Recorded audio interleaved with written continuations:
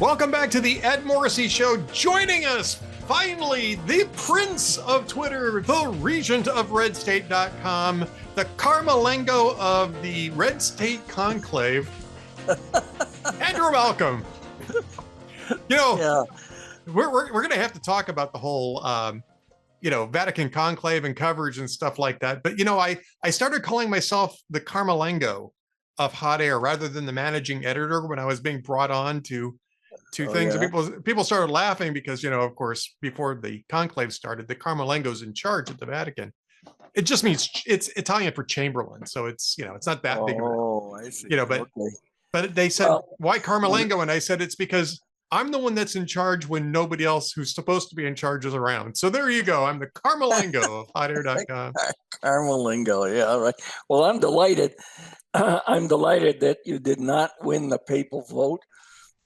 And that Pope Ed the Bald had a nice ring to it, though. Pope Ed the Bald had a nice ring to it. You have to admit that, right? The papal bald, yeah.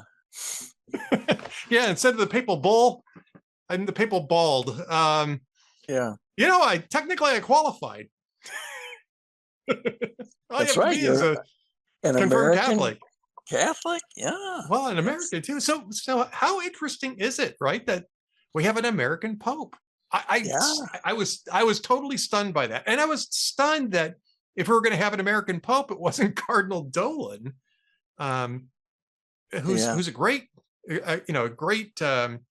spokesman for the church, but there's reasons why they picked Cardinal Robert Prevost to be Pope Leo XIV. But I mean, wasn't that it was fascinating 12 years ago when I was in Rome. It was fascinating for me this time around being here in the United States watching it happen. Well, you knew as the guardian of the Sistine Chapel, you knew what all was going on.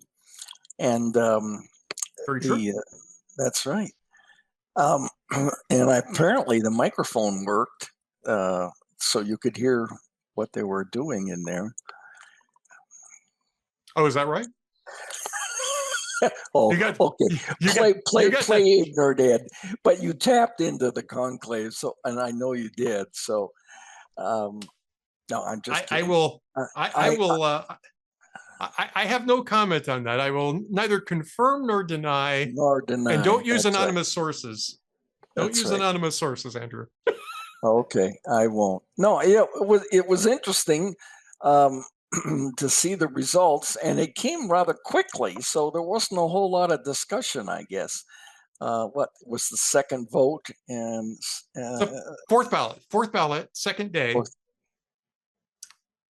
It wasn't even. It was the first full day. Is actually when it was. They had a short day on the first day, and then the first full day they had. They got to the fourth ballot, and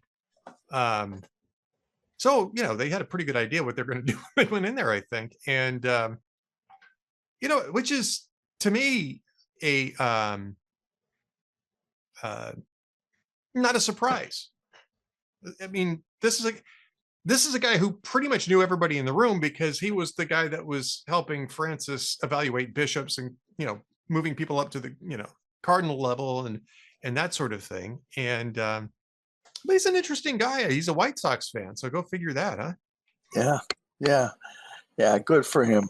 Well, and that makes him a little bit more normal and human for a lot of people like me. I mean, I'm not Catholic, but I follow it with interest, and he seems like a pretty normal, decent man. I'll be interested to see what paths he takes the church or tries to steer the church. Well, before we get to that, let's talk a little bit about the media coverage of this, because I have theories on where this is going, and I think it's going to be a different kind of pontificate than what we just experienced. But let's talk about the media coverage for this. First off, I was kind of impressed the media was covering it sort of wall to wall, right? Because they're not necessarily that terribly interested in religion. On the other hand, and when they are, they screw it up. Yeah. Well, yeah, right. So I experienced this 12 years ago, and it's not just the American media that does this, but they cover it as though it's either a sporting event. They Yeah, have that's betting right. markets for this thing, or they cover it like it's an American election, right? Like it's a popular election, which is not at all what this thing is. And I noticed this 12 years ago that even the Italian media were had the papabili coverage, right? Which is the short lists of people, and they'd move up and down depending on how much they were being mentioned. You know, Yeah, this cardinal's moving up, this cardinal's moving down. It's yeah. totally disconnected from what the process is. It's called the papal playoffs. Yeah. Yeah, the papal playoffs. And look, I mean, I guess Cardinal Robert Prevost was a wild card entry. He was sort of like the if the Cleveland Browns ever actually got into the playoffs, that's they come in as a wild card entry, and nobody would have picked them to win the whole thing for good reason. I forgive you, Morrissey. Bless you. Bless you, my son. No, but I mean, he was. I don't think anybody was talking about Robert Prevost in this. They were talking about Pietro Parolin, who was the number 2 at the Vatican under Francis, and you know, some of the African bishops, and you know, some of the German bishops, and nobody picked this guy who's originally from the Chicago area, spent most of his life outside of the United States, though, and most of his ministry was in Peru before he went to the Vatican. And if somebody had thought, maybe we should learn a lesson from this from the media, it isn't, it hasn't shown up. We haven't seen any evidence that anybody's taking a lesson from this, because I think it was 2 days ago, I think it was on Saturday, where I was reading the Wall Street Journal, and I actually like the Wall Street Journal. I think it's an interesting newspaper, and they do a pretty good job there. Me too. But the big headline on it is, it might have been Friday, but it was either Friday or Saturday. You know, something about surprise pick for Pope, and that's fine. I don't have a problem with that. And it said how Robert Prevost battled the odds to derail the favorites for this. And it was like, odds and favorites. You guys really still haven't figured this out. Yeah.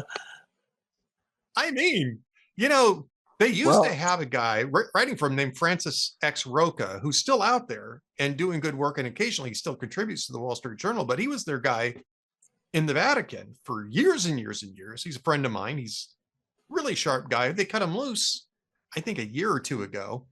And I guarantee you that if Francis Roca had still been writing for the Wall Street Journal, the word odds and favorites would never have been part of a headline there. I mean, it was a silly take. It's like, you guys didn't learn anything from this process. No, what I heard, Ed, was that the mail-in ballots are still being counted, and this could be overturned. Well, you know, we haven't heard from Waukesha yet, and until we know what the vote was in Waukesha. Yeah. You know,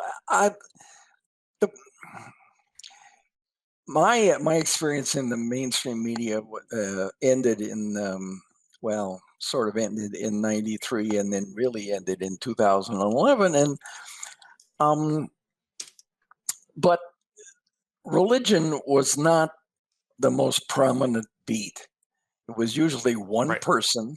It was not a team like education or defense or the White House.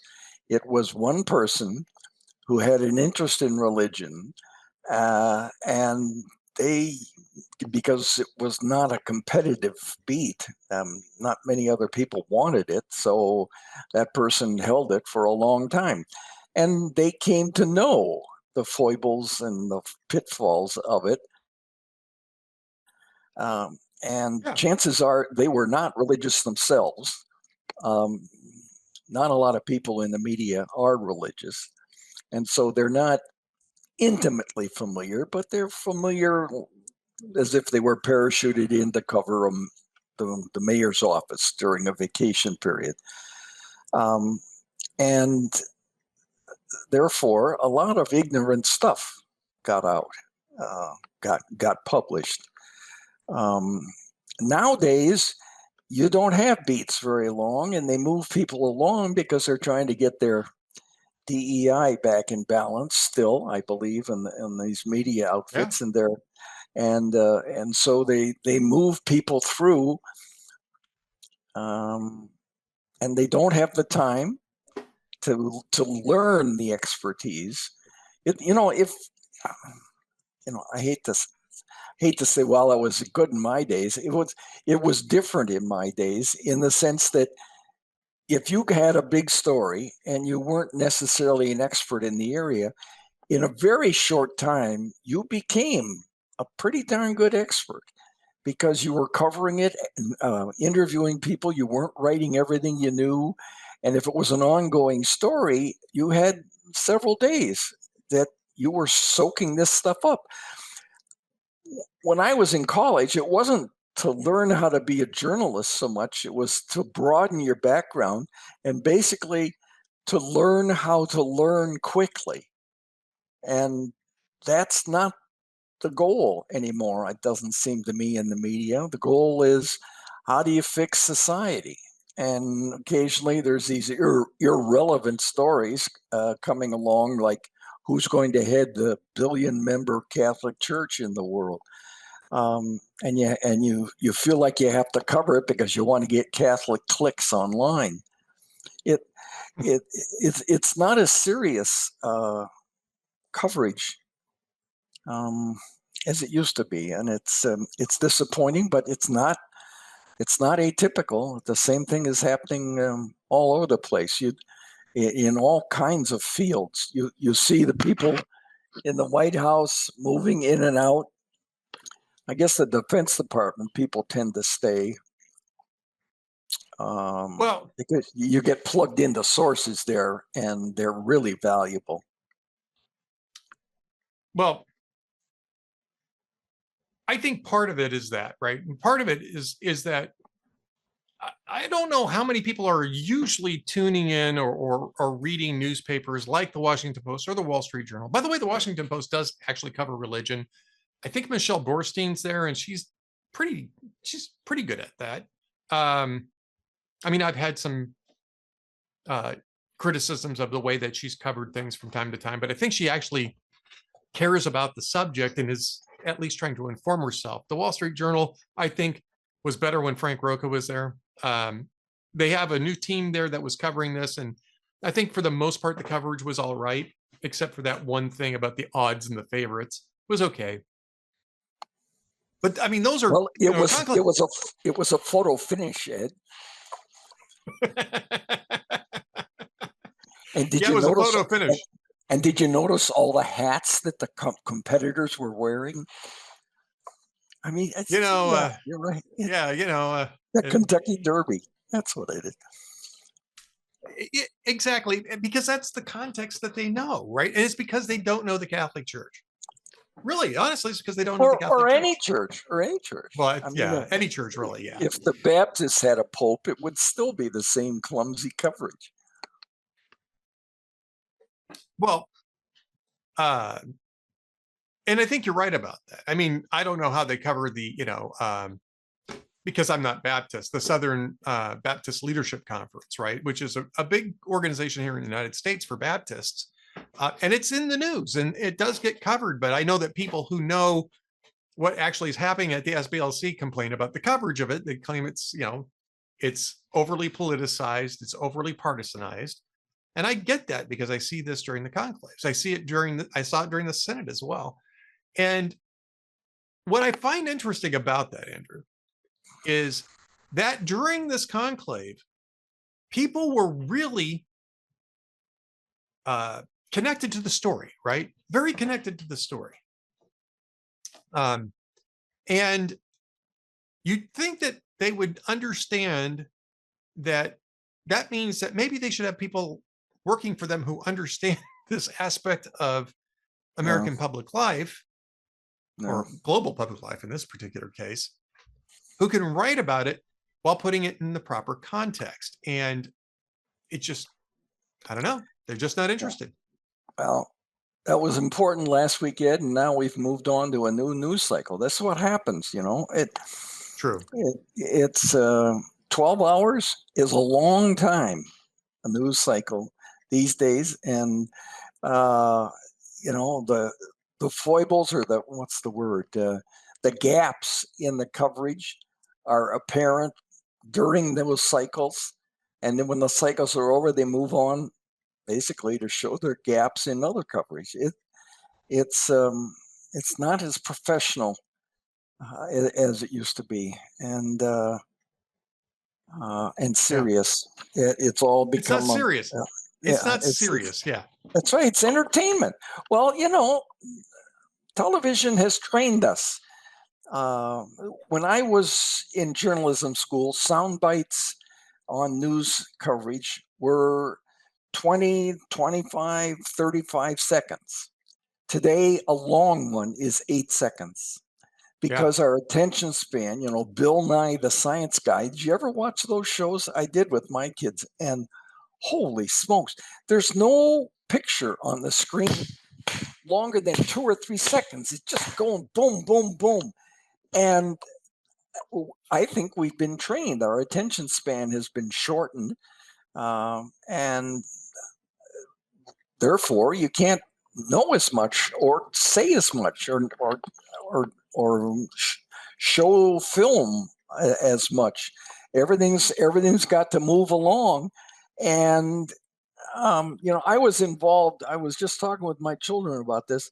I was involved in a TV miniseries of one of my books on Canada, and I was involved with narrating it and interviewing some people on camera. And I looked at it not too long ago again, and it's, by modern standards, very slow. It's very slow. It doesn't move along.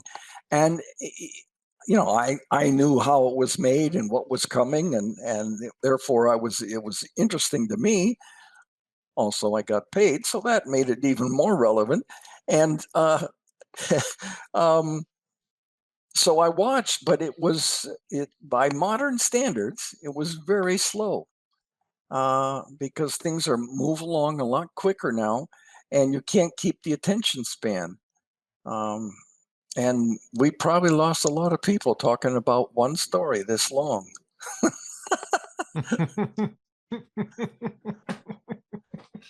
Yeah. I mean, Yeah, it's an entertainment driven thing, but I mean, even with the short attention span, you'd expect somebody to have some attention no, span and some context of what they're doing. And so no, the other big media story, I want to get to your Malcolm's Memories thing yeah, because you this is better. your latest thing. The other media story that came up in the past week was the Pulitzer Prize, excuse me, being awarded to Abu Toha, who wrote essays for the New York for New Yorker about the Gaza conflict, and and I guess it was for commentary. Pulitzer gave him the award for commentary, and it turns out that this guy has been basically a Hamas propagandist. He's questioning whether Yeah, hostages are really hostages at all.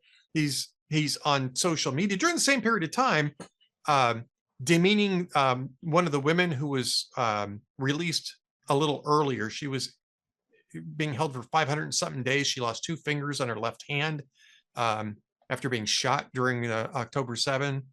And Emily Damari is her name, by the way. And they awarded this guy the Pulitzer Prize for commentary while he's basically repeating propaganda. And I yeah, said, yeah, look, I mean, this is basically the Walter Durante Award. And the Pulitzers exactly, themselves are the exactly. Walter Durante Award.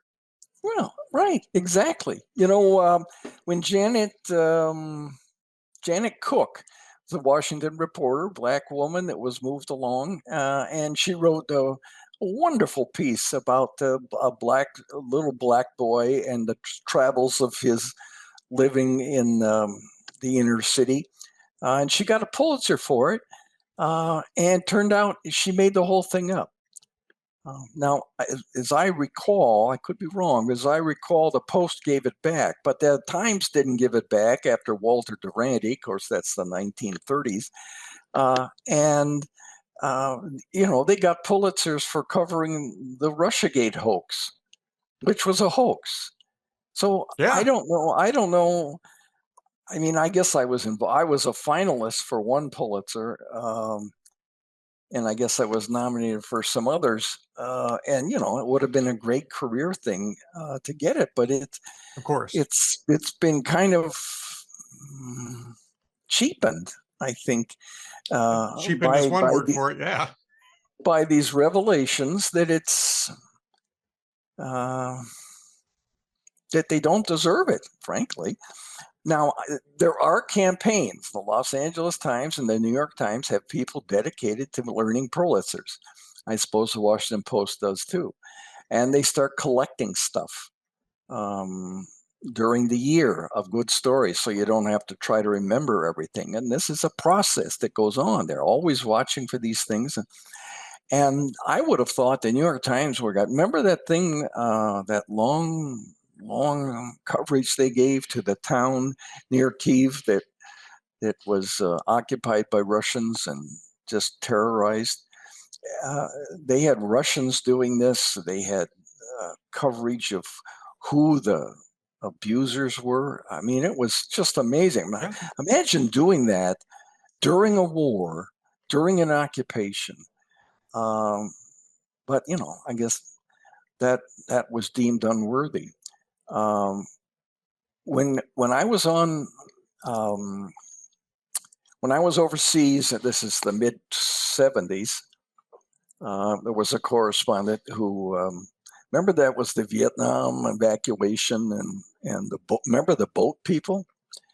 Oh So yeah. I mean, I was yeah, in Southern California when they started yeah, arriving on the shores. I mean, yeah. Well, I was was what, in 78, Vietnam. 77? Yeah. I was in Vietnam and Guam, and then later that year, I went to Tokyo for a few years. And my colleague there did a lot of coverage of the boat people in different countries all over Southeast Asia. And he went back to New York on home leave, and then he came back to Tokyo. And this is like, maybe August, he came back to Tokyo. And he said, geez, they told me to just write the hell out of the boat people story for the rest of the year, and I get a Pulitzer. And he did. So, uh, I uh, there are institutions like the church or journalism or whatever that are supposed to be above the the weaknesses of humans, and turns out they aren't. And it's disappointing, especially if you soak your entire enthusiasm. If you bury yourself in loving some particular political candidate, and then you find out he's groping people in the back room or whatever. Um, so we do know more now, and we have more opportunity to know more, and there's more people reporting more online, and it's instantly available. So we know more. I'm not sure anything's changing, except that we know more about the weaknesses of institutions and I people. think you're right. I think you're right. And it's because we have the ability to expose this and to do our own work and to have and independent to platforms. cheat at it. I mean, the New York Times Yeah. had a reporter that they moved along to become a star. Turned out, and he interviewed people. Turned out he never interviewed them, and he never left Brooklyn. But they didn't find that out for a long time. I think because honestly, they didn't want to find out. But they Right. did. But they did, and he had 600 stories, and they studied them and said that a majority of them were falsified in some way, which is good. I mean, that's where transparency comes, but it feeds this problem, this corrosion of credibility in the media, which I don't know how they're ever going to repair that, if ever. But speaking of media, Ed. Speaking of media, that's us. Speaking of media, you have a column up Malcolm's memories. That time I wore $15,000 in cash into a war zone. I wouldn't wear $15,000 in cash into Fort Knox. I'm not sure. What in the world, Andrew? Yeah.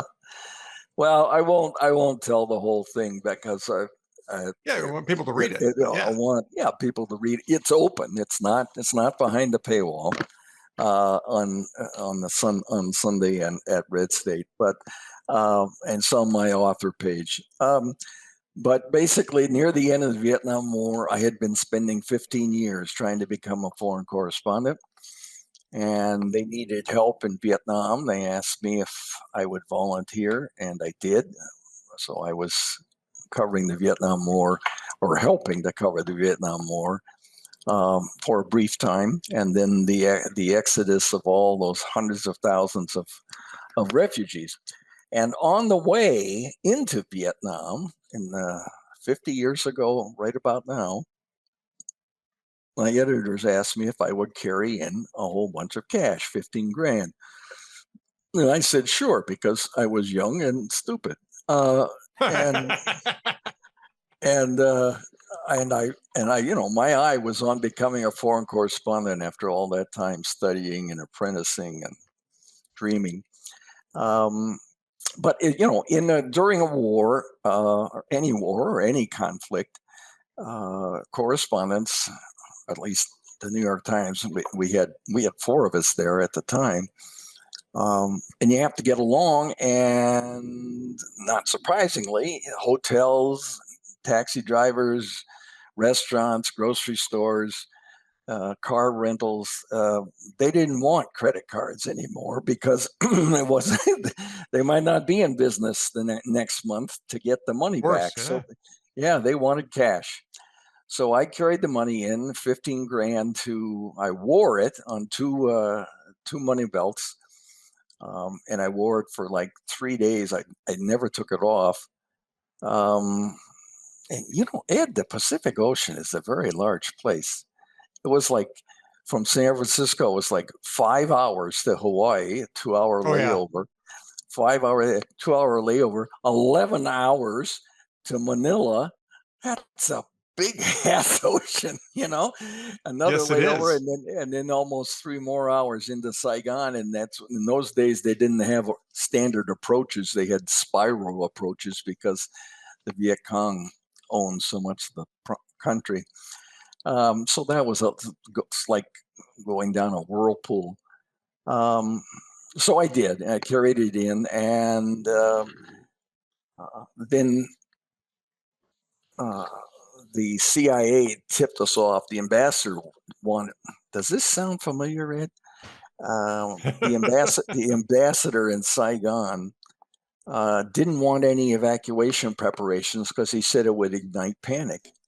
And so the lack of evacuation preparations caused panic. Remember the boat Right. people, the helicopters on the roof. I mean, all that stuff, because they couldn't prepare. Well, maybe a week before all that happened, the CIA sources tipped us off that the end was almost here, and because there were no preparations, it was going to be messy. So the paper ordered the 2 correspondents with families, one of which was me, to leave. So I took that money and I went to Bangkok, and I gave it to Sidney Schanberg, who was eventually, I gave it to Sidney Schanberg. He was covering the Cambodian War, the Khmer Rouge, and he got caught at the end of it with his interpreter. And that became the story of the Killing Fields movie and book. Right. The Killing Fields is perhaps the most brutal movie I've ever seen. It's wonderfully done. And I never set foot in Cambodia. I was on a bridge that went into Cambodia, and you could hear the shooting going on in Cambodia. But anyway, I got the money to him, and the money ended up in the movie as well. So I won't spoil that. But it was a very compelling experience going halfway around the world wearing in those days, in today's money, that's about $91,000. So it was a real fortune in the mid 70s. And so I wanted to share that story as I have. There's now 30 memories I've done over there, Ed, and It's awesome stuff. They seem to They're be great. fairly popular. So I enjoy the heck out of doing that. It was Jennifer Van Laar, the editor's idea. So I enjoy doing them. Absolutely. So go over to redstate.com to see this. We're just about out of time. I don't know if you've got I do. Week. If you've got one, go ahead. I got a couple. I've got a couple for you here. We were talking about the media, right? And the newspapers and stuff like that. All right. So this guy was visiting his daughter and asked if he could borrow the newspaper, and the daughter scoffed. She says, "This is the 21st century. We don't waste money on dead tree, thing. Here, use my iPad." Let me tell you something. That fly never saw what was coming at him.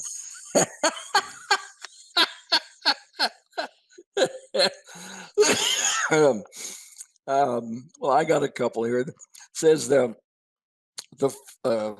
first ever Starbucks. This is old. These are all old.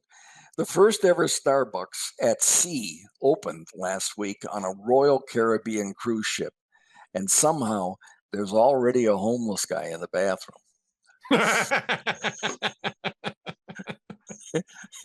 They say that works, yeah. And finally, this one is a old Jimmy Fallon joke.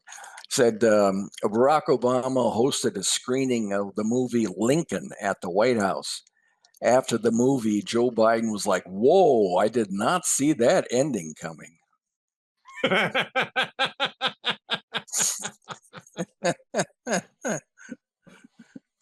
All right, I got one more for you. Okay. This father lines up his three sons and says, "I want to know who pushed the porta potty off the cliff." And none of the three sons were talking. He says, "I'm telling you, we're not leaving here until somebody tells me who pushed the porta potty over the cliff." And again, the three sons didn't say anything. He says, "Let me tell you a story about George Washington and his father." George Washington's father comes out and sees the cherry tree chopped down. He asks, "Who chopped down this cherry tree?" And George Washington, father of our country, says, "I cannot tell a lie. I chopped the cherry tree down, father." And you know what? His father was so impressed with the son's honesty that he didn't even punish him for chopping down his cherry tree. He says, "Now I'm going to ask you one more time. Who pushed the porta potty off the cliff?" And they're digging their toes. And finally, the youngest one says, I can't tell a lie, father. It was me. I'm the one who pushed the porta potty over the cliff." So he grabs his son's arm, starts swatting him on the behind. And the little boy goes, "Hey, wait a minute. George told the truth. His father didn't punish him. Why are you punishing me?" He says, "Well, that's because George Washington's father wasn't in the cherry tree when he chopped it down."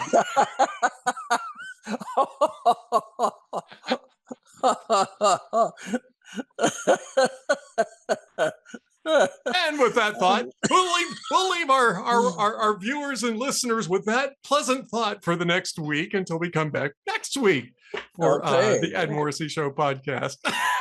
Oh, that's funny. That's a good one. Yeah. Okay. All right, well, I got that one from jokesoftheday.net. I love that site. You can go over there. There's a bunch of Pope jokes that went around too this week, and a lot of them were just fun, right? One of them was we're pretty sure that Pope Leo XIV has eaten more hot dogs than the previous 266 popes combined. So that was a good one. Yeah. Well, because he's a baseball fan, right? Baseball fan and presumably a Bears fan. And that was the point of the next joke that I was going to mention, which was that Pope Leo XIV's first official act is to excommunicate the Green Bay Packers.